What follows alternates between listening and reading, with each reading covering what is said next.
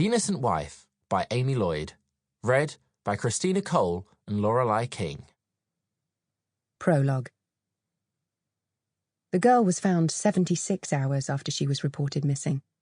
The fingertips had been removed with cable cutter pliers, a calculated attempt to hide DNA evidence, the flesh of her attacker gathering beneath the whites of her nails as they dragged over his skin.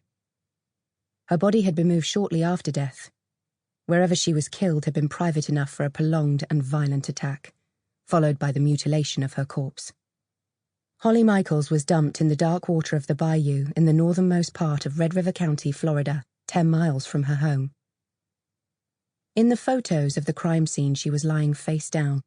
This made it slightly easier to stomach the first time Sam studied them, alone, in the unlit living room of her terrace house in Bristol. At first, the photos seemed indecent, not so much because of the gore, the blood matted into fine blonde hair, but the sight of Holly naked from the waist down. Sam wanted to lay a blanket across her to protect her modesty. Over time, she stopped flinching at the sight of her. The more she browsed the forums and saw it again and again, it became less about the body, the waxy pale skin and dark patches of blood, and more about the details around her. Now her eyes focused on the edges of the picture, the patch of ground circled with a red line. Sam squinted. It was a footprint, but as the forum members discussed, there were no casts of footprints taken or discussed anywhere in the files surrounding the case.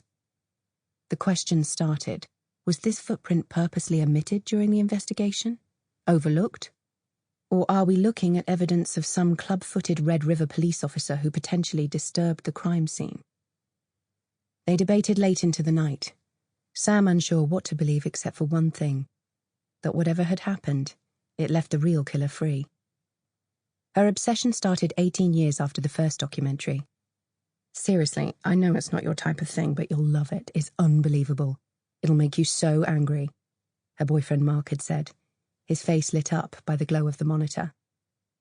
Sam was sitting next to him in his bed, in the house he still shared with his parents.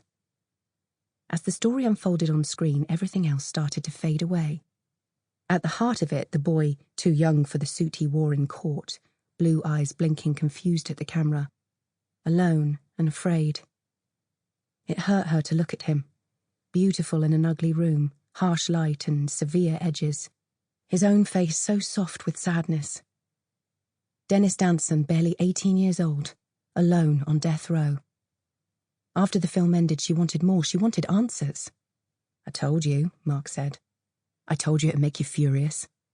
Soon, Dennis occupied her waking thoughts and lingered on the edges of her dreams, always too far away to speak to or hold, his fingers slipping from hers. So she joined online groups, a dedicated fandom that pored over every photograph, witness statement, court transcript, coroner report, and alibi. They debated minute details until Sam felt exhausted but unable to stop, digging for a truth that could right all the wrongs that had led to this point. There were subgroups who passionately defended their theories. They suspected Holly's stepfather, or the sex offenders who lived in trailer parks on the outskirts of town. They drew comparisons with other unsolved murders across America, which conjured an image of a transient evil, a trucker fueled by dark fantasies, a man who lived by night and killed alone. Then there were the conspiracy theorists, those who thought the whole Red River police force were covering for a ring of local paedophiles who had some kind of hold on them. Sam believed it was simpler than that. A week before the murder, a short man had been reported outside the middle school. He'd been stopping the children as they walked past, asking them for the time. He said he'd lost his watch and asked if they would help him look for it, with a promise of a reward. A mother who was picking up her boys approached him, telling the police later that he had made her suspicious, that he had been acting cagey, his eyes darting as he spoke. He was unknown in the relatively small community and had fled the scene before the police arrived. The man's presence had left the parents feeling uncomfortable, and teachers patrolled the school gates each morning and afternoon as an added precaution.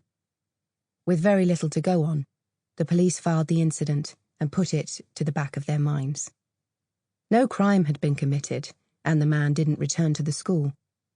A week later, Holly was reported missing.